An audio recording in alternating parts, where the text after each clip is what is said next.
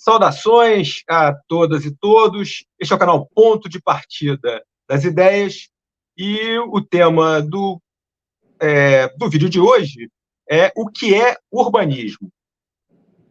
Bom, em primeiro lugar, feliz 2024, né? Estamos aqui para fazer o primeiro programa, né, desse ano que se inicia e nós trazemos novidades, né? Vamos tentar aumentar esse ano a comunicação com o público, a interatividade, vamos fazer entrevistas e debates ao vivo também. Podem cobrar que tentaremos realizar isso na medida do possível. Bom, falar de cidades, né, é falar dos territórios, dos locais, dos espaços onde tudo ocorre, né? As disputas políticas, os conflitos sociais e onde se renova a agenda da cultura, né? Ou seja, um mundo de complexidades, sem trocadilho, né? E para introduzir a gente nesse mundo, eu tenho o prazer de estar aqui com um querido amigo, um intelectual público da melhor tradição, que é o Leonardo Marques de Mezentier, né? O Leonardo é arquiteto, quadro concursado do Instituto do Patrimônio Histórico e Artístico Nacional, o IFAM, e professor de arquitetura da Universidade Federal Fluminense, a UF. E também é poeta, né? E, ao meu juízo, dos bons. Professor, indo direto ao assunto, o que é urbanismo? Marcelo, antes de tudo, obrigado pela conversa, pelo convite. Eu tenho assistido os programas e acho que eles dão uma grande contribuição à reflexão. O que é urbanismo? Pois bem, urbanismo é um conjunto de ideias que visa controlar o processo de urbanização. É muito difícil falar em urbanismo sem falar em urbanização. O processo de urbanização é um processo que resulta da ação não coordenada de agentes econômicos sociais. Visando controlar esse processo, ou seja, dar algum grau de coordenação a ele, né, surgem formulações que envolvem tanto teorias como doutrinas. Teorias que nos dizem como a urbanização quer dizer, que são estudos sobre a cidade e que vão informando o pensamento urbanístico, assim como doutrinas que nos dizem como a urbanização deve ser. Com isso eu estou querendo dizer o seguinte, quer dizer, o urbanismo é orientado ao futuro e, nesse sentido, ele formula proposições quase sempre com a intenção de melhorar as cidades, melhorar o mundo onde as pessoas vivem, esse mundo complexo que você se referiu, né? Essas doutrinas e teorias são articuladas por ideologias e paradigmas e formam o urbanismo enquanto campo do conhecimento. Para falar urbanismo, então, é importante falar em urbanização. A urbanização pode ser entendida como um processo que engloba o desenvolvimento das cidades, das relações das cidades entre si, das cidades com o campo, com a vida rural. Esse processo implicou na formação de uma rede de infraestruturas urbanas no território, rodovias e ferrovias, portos e aeroportos, rede de transmissão de energia e informação. Nesse sentido, a urbanização se associa à viabilização das trocas comerciais e à formação dos mercados. Assim, a partir do final da Idade Média, a humanidade tendeu, ao longo de sua história, a um modo de vida cada vez mais urbano, mais gente vivendo em cidades, mais gente vivendo em cidades cada vez maiores. Esse processo de urbanização resulta num processo de transformação social que subordina o modo de vida nas cidades com implicações sociais, culturais, políticas e econômicas. Então, por exemplo, a urbanização implica na expansão da esfera pública da vida social. porque na cidade a vida pública é mais efetiva e acaba, por isso, favorecendo a democratização dos países. O urbanismo também é importante quando a gente pensa em cidades, porque cidades segregadas e segmentadas, por exemplo, favorecem menos a expansão da esfera pública da vida social.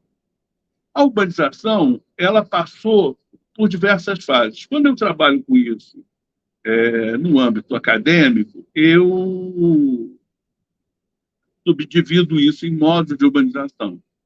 Mas aqui eu vou encurtar a história, dividindo esse processo, que para mim é o mesmo processo. Portanto, eu estou dizendo que a urbanização é um nome de longa duração, que se inicia no final da Idade Média, acompanhando a expansão comercial da Europa. Devido às invasões bárbaras, há um hiato entre a queda do Império Romano e esse processo. Nesse ato, o mundo europeu se ruralizou. Então, não existe uma... Apesar da influência cultural, que as ideias do período greco-romano, do período clássico, tiveram sobre o Renascimento, não existe uma linha de continuidade que se possa achar entre a urbanização do período urbanização romana e depois a que vai surgir no final da Idade Média. Mas no final da Idade Média recomeça um processo de urbanização que chega até os dias de hoje, e que a gente pode pensar esse processo de urbanização em 4 grandes etapas. E aí a gente vê mais ou menos como é que o urbanismo atua. No primeiro momento, a urbanização é espalhada, quer dizer, ela se inicia mais ou menos entre o ano 1000 e 1350, há uma multiplicação de cidades no mundo europeu. Essa multiplicação é muito ativa, mas muito forte, mas são cidades de, no máximo, 10 mil habitantes, pequenas, e também relativamente perto uma das outras por causa do tempo de deslocamento, da possibilidade de deslocamento que havia na época, que era cavalo a pé ou pelo rio. Isso vai acabar fazendo cidades de mais ou menos 20 quilômetros. Essas cidades são resultantes da saída de pessoas dos feudos em direção a elas, da formação dos burgos. E essa formação é, antes de tudo, um processo orgânico, ou seja, a cidade nasce sem plano, sem orientação, e mesmo até o governo vai se formar junto com o processo de formação da cidade. Cada um vai chegando e vai botando a sua casa ali. Então, quando você olha para uma cidade medieval, ela tem um traçado muito parecido com o traçado das favelas brasileiras. Um traçado orgânico, que eu chamo de orgânico. O Renascimento, mais ou menos no século XIV, vai trazer a ideia de urbanismo fortemente, inspirado nessa busca do Renascimento clássico romano. E vai dizer que a cidade, aquela forma de fazer a cidade da Idade Média, não deve prosseguir. E vai criar doutrinas sobre como a cidade deve ser. Para os renascentistas, a cidade devia ser racional. Ela devia convergir para uma praça central e ter quadras ortogonais. Isso impregnou a cultura ocidental de tal modo que até hoje as cidades são feitas assim, com quadras ortogonais. Mas isso é uma criação do Renascimento. Esse modelo um pouco vai se romper no modernismo. Brasília não é exatamente assim, quer dizer, as ruas Brasília não é um traçado de xadrez que resulta em quadras com prédios colados na divisa. Não é assim. São superquadras e tal. Mas isso é uma ruptura que vai ser lá na frente no modernismo. Então, digamos assim, de certa forma, a gente pode pensar que essa tentativa de controlar a ação dos agentes privados na construção da cidade começa aí, mais ou menos. Depois, no segundo momento, vem o período de formação dos estados territoriais nacionais, e da manufatura. surgem barreiras comerciais, o território dos países começa a ser definido e centralizado, né? Centralizado numa cidade do rei e da corte, e aí vão aparecer cidades com mais de 100 mil habitantes. Então, começa a se esboçar um urbanismo impulsionado por obras monumentais da cidade capital, do rei, né? E, do outro lado, pelos desafios colocados pelo aparecimento de cidades com 100 mil habitantes. Quer dizer, eles consideravam, na época, e isso passava a ser um problema na época, era a cidade avançou sobre a sua vizinhança agrícola, então começa a haver problema de fornecimento de alimentos. Há um problema de comunicação, começa a haver um problema de comunicação dentro da cidade, porque o deslocamento ou é por cavalo ou é a pé, e as distâncias começam a ficar muito grandes para isso. Há um problema de descontrole, porque como a cidade se tornou muito grande, os meios de controle são muito precários, isso vira um problema. Já há problemas ambientais. Então, por exemplo, os matadores dos cemitérios começam a ser transferidos para a periferia das cidades. Né? Isso vai gerar alguns princípios do urbanismo.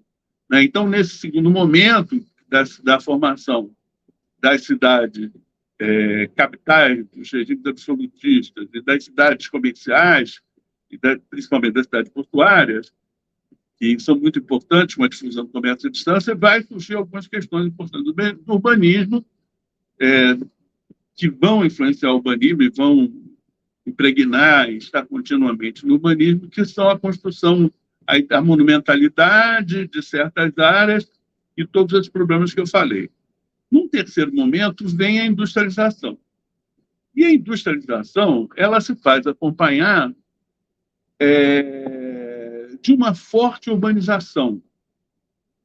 Com a industrialização, pela primeira vez, a maior parte da produção passa a ser realizada nas cidades.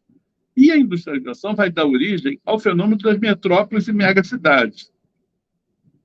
E aí não é mais 100 mil, você vai começar com as cidades com milhões de habitantes. Né? A industrialização, para ela ocorrer, ela precisa urbanizar os trabalhadores, né? Para que ela vá incorporar o processo de produção, e precisa... A cidade é importante porque, com o desenvolvimento tecnológico, a discussão do trabalho, social do trabalho, se desenvolve muito. E a cidade permite reintegrar a divisão social do trabalho.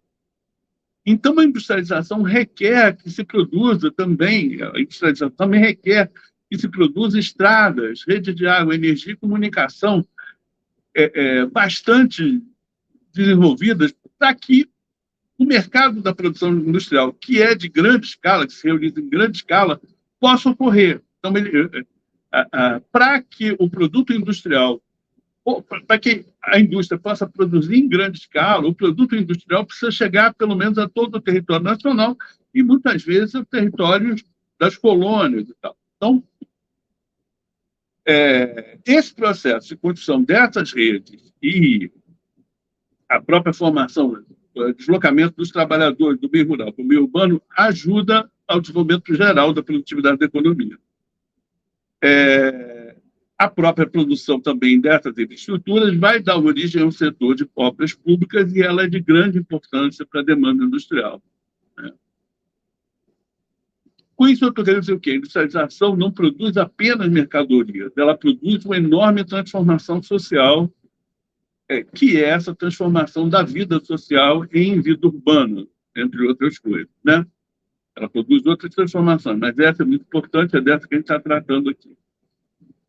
Os trabalhadores que são obrigados pela transformação social do campo, a partir da industrialização, a se deslocar para as cidades. Nem sempre eles encontram um lugar adequado onde morar. Isso vai dar origem às favelas. É difícil... só nos países de economia centralmente planificada, até onde eu sei, é que não ocorreram favelas e cortiços, esse tipo de problema. Nos países de economia de mercado, em todos, eu acho, ocorreu esse tipo de problema, e aí depois alguns conseguiram equacionar melhor ou pior, ocorreu e continua ocorrendo, né? Vai haver uma expansão desordenada da cidade e vão surgir problemas de mobilidade urbana. Apesar da mobilidade urbana industrial, ela dá um salto na medida em que você ganha velocidade nos deslocamentos, isso também ocorre de uma maneira tanto caótica e isso vai trazer problemas para a cidade. Então, o urbanismo vai se formar, vai precisar se formar de uma maneira mais completa, como disciplina e tentando equacionar esses problemas, né? Esse urbanismo que eu acho que é o urbanismo que chega em grande parte aos nossos dias, eu estaria para falar dele a figura do Haussmann, com a intervenção que ele fez em Paris, ou Haussmann, se preferirem, né? Porque é uma intervenção de grande escala que tenta resolver problemas sanitários devido à crise do cólera que ocorreu em Paris, e devido também aos problemas de articulação da circulação de mercadorias em toda a França, porque as mercadorias convergiam para Paris e dali elas eram redistribuídas, né? E citaria uma figura que me parece que poderia ser considerado o fundador do urbanismo moderno, que é o Cerdá, com a sua intervenção em Barcelona, né? Cerdá cria o Plano de Barcelona, que é um plano super interessante, replicável. Ele já pensa o urbanismo em todas as dimensões, social, de engenharia, estética, cultural. E ele vai escrever um livro, que talvez seja o primeiro livro que use o nome urbanização, que é um livro chamado Teoria Geral da Urbanização, né? Então, ele pode ser, talvez, considerado o fundador da disciplina. Ele faz o Plano de Barcelona, todo mundo vai para Barcelona, e é legal, foi o Cerdá que fez. É importante mencionar que, a partir do século XX, do início do século XX, vai surgir na França um conjunto de iniciativas que vão consolidar essa disciplina do urbanismo, tanto do ponto de vista social, jurídico, histórico, estético, cultural. Então, os franceses vão fundar institutos de urbanismo, escolas de urbanismo, criar leis, etc. E tal. E isso, digamos assim, consolida essa disciplina na sua complexidade, né? Entre os membros da Escola Francesa de Urbanismo, do início do século XX, eu destacaria a figura do Agache, Alfred Agache, porque ele fez um plano para o Rio de Janeiro e eu acho que ele influenciou o urbanismo brasileiro, né? Muito, em função desse plano. Eu acredito que o Lúcio Costa, que é digamos assim, talvez ainda a maior expressão do urbanismo brasileiro, e tenha sido influenciado pelo Agache, tenha assistido as palestras que o Agache fez, se eu não me engano, na BI, e com isso vai rebater sobre Brasília. É claro que o Lúcio também foi influenciado por outras teorias que vão se seguir a esse primeiro momento. A teoria, quer dizer, tem a teoria das cidades-jardins, que vai dar origem, por exemplo, aos Jardins Paulistas, mas também que se rebate sobre a superquadra de Brasília, né? E o movimento moderno, liderado pelas ideias do Corbusier, que certamente que influenciaram o urbanismo do Lúcio Costa fortemente. Então, mas a escola francesa é importante porque ela consolida o urbanismo na sua complexidade, né? Essas outras escolas vão trazer suas contribuições, a cidade-jardim, a teoria da cidade-jardim muito preocupada com a sociabilidade urbana, criando espaços de separação entre a circulação de pedestres e de carros, o movimento modernista, muito preocupado com a salubridade urbana. Às vezes as pessoas entendem mal o movimento modernista, mas ele está vindo logo depois da crise da gripe espanhola, então vem a ideia de separar os edifícios, deixar o ar circular, deixar o sol entrar, né? O quarto momento, eu diria que é o momento que a gente está vivendo hoje, já, na urbanização. onde nós nos deparamos com uma situação na qual os impactos ambientais da urbanização na industrialização se tornaram críticos. E a própria possibilidade de urbanização vai encontrando limites, até porque algumas pessoas precisam viver no campo para garantir a produção, e o percentual de pessoas urbanizadas vai crescendo muito. Nesse sentido, nós podemos dizer que, nesse momento que nós estamos vivendo hoje, existem países urbanizados e outros que ainda vivem uma urbanização. Para ter uma ideia, eu vou citar alguns números. Né? Em 2020, na Bélgica, 98% da população era urbana, aproximadamente. Na Argentina, 92%. No Brasil, 87%. Na China, 61%.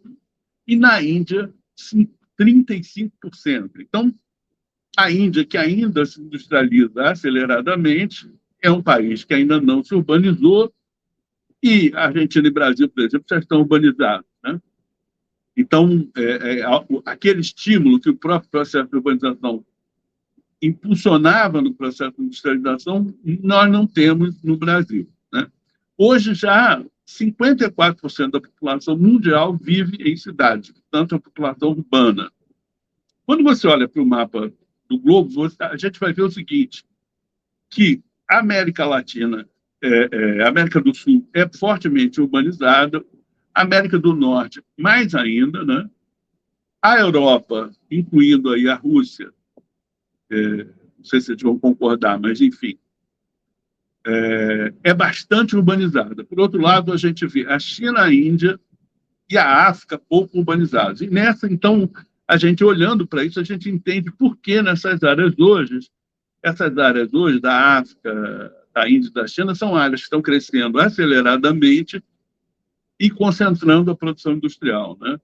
Também existe diferença de percentual de urbanização entre os estados brasileiros. O Rio de Janeiro é o estado mais urbanizado, com 96%, quase 97% da população vivendo em cidades.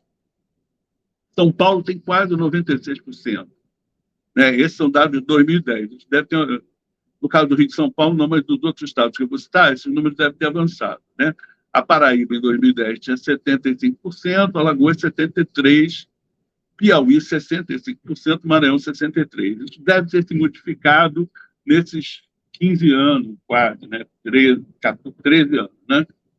E muito. Né? Então, nós somos cada vez mais urbanizados, alcançando um limite a partir do qual é muito difícil ultrapassar. Né?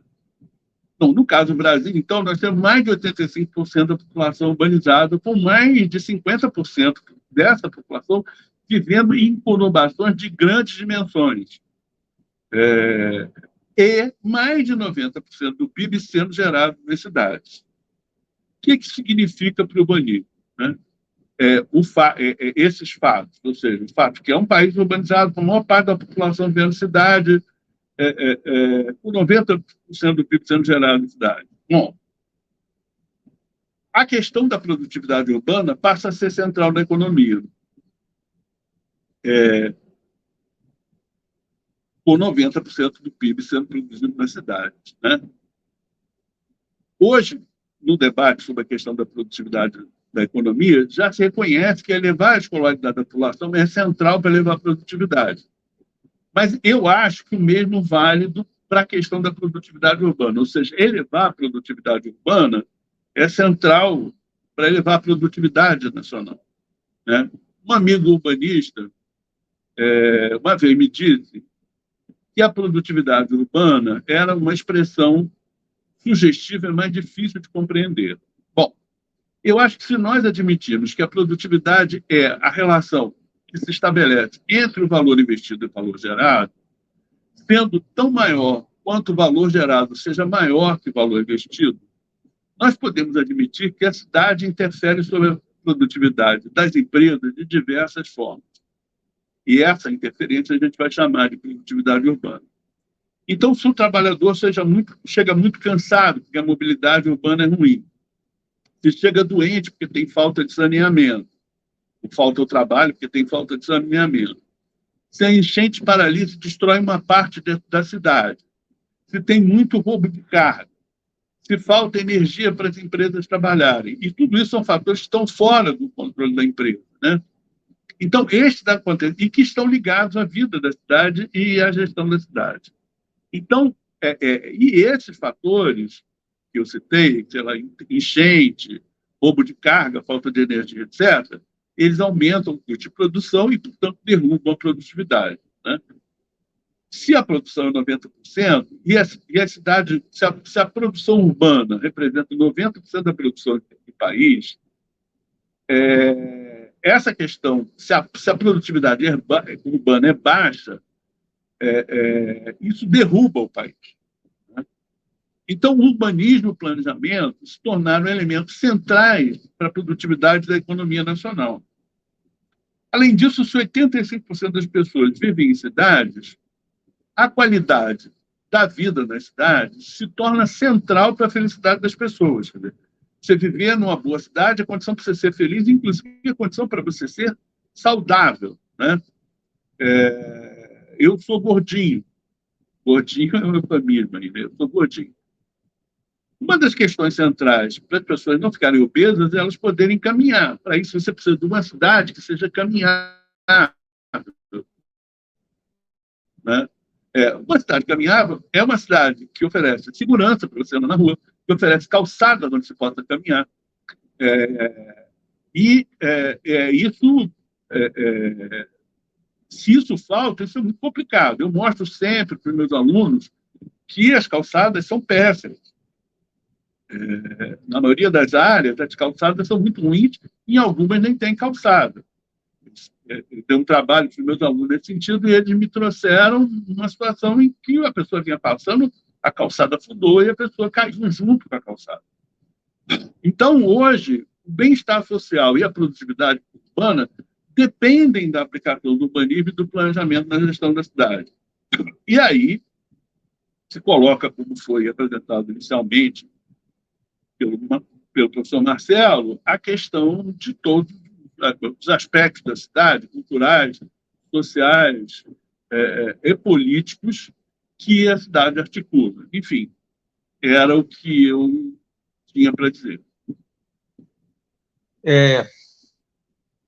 Depois desse esclarecedor ponto de partida, caro Leonardo, eu gostaria de saber se, para as pessoas que pretendem começar, né, se aprofundar num tema com essa complexidade, eu não diria, mas começar a ter mais contato com o tema, você poderia oferecer alguma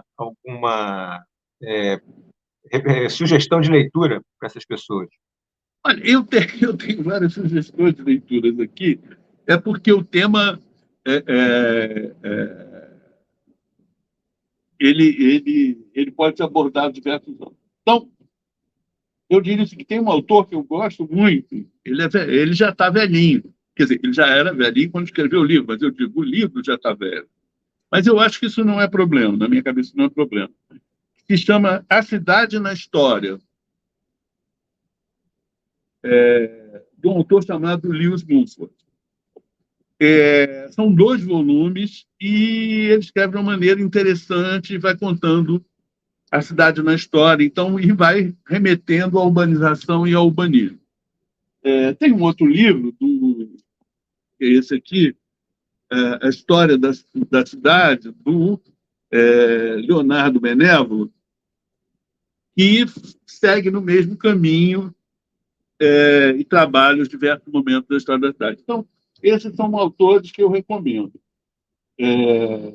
Mas aí você vai vendo, você tem o Apogeu da Cidade da Idade Média, de Jacques Le Goff, né? É um livro interessante. Eu acho que ler o David Harvey, e eu citaria Os Rebeldes, né? Dele. David Harvey, Cidade Rebelde. Acho um livro super interessante e coloca questões atualíssimas sobre a cidade. Também o livro dele, que é Espaço da Esperança, ele fala um pouco das utopias urbanas contemporâneas. Eu acho um livro... Mas todos os livros do Harvey são interessantes. Tem toda uma bibliografia do Castells, tem autores brasileiros importantes, como o Paul Singer, né, que escreveu um livro sobre desenvolvimento econômico. O livro também já não é novo, né? Desenvolvimento Econômico e Evolução Urbana. Mas eu acho que é um livro que pode ser recuperado no estudo. O espaço urbano no Brasil, do Vilaça, lá da USP, eu acho também um livro bacana. Enfim, a Jane Jacobs, A Economia da Cidade, eu acho um livro bacana. Temos um livro organizado pela Maria Silva Leme, da USP, chamado Urbanismo no Brasil. Enfim, tem livro, é uma disciplina. Que bom, que bom. E todos os títulos muito atraentes, né? Assim, à primeira vista, mesmo para quem não conhece, os títulos são muito atraentes, né? Muito relacionados com aquilo que a gente está vivendo agora, né? Isso. Eu acho que os livros do Harvey são muito legais, mas esse Cidade Rebelde é bem interessante. O Justiça Social, a Cidade ali é um pouco econômico, mas é um livro cheio de pensamento econômico, mas é muito interessante também. Os livros do Castelo são interessantes. E aí, é claro, da Jane Jacobs são interessantes. É claro que eles variam de abordagem, de ideologia de autor. E nem sempre o leitor vai se afinar com a ideologia do autor, mas eu leio todo mundo e vou vendo o que eu faço com aquilo, entendeu? Eu acho, por exemplo, o Mumford, ele às vezes usa uma linguagem que eu não uso, mas eu acho um texto saborosíssimo. É um texto, assim, para quem gosta de ler história, é bem legal. É claro que é um livro escrito nos anos 60, já está sujeito a críticas, revisões e tal. Enfim, teria outros livros ainda. Mas esses eu acho que, para quem quer começar, eu começaria sempre pelo Mumford, que é o livro que eu trabalho com os meus alunos. Eu também trabalho um pedaço da ideologia alemã do Marx, que é muito interessante. Mas aí um pedaço eu não tenho nem como dar indicação aqui. Onde o Marx muito bem, Caro Léo. Obrigado aí por nos proporcionar essa abordagem introdutória. Né? A gente vai ficando por aqui. Eu te agradeço aqui a sua participação. Eu que agradeço, é um prazer no canal. Tá bom? Eu tenho sempre assistido a programação e me sinto muito honrado em estar entre aqueles que aqui já se apresentaram. E estar com você, claro. Nós é que agradecemos. Enfim, quem gostou, eu peço que curta. Né? Quem não se inscreveu no programa, que se inscreva.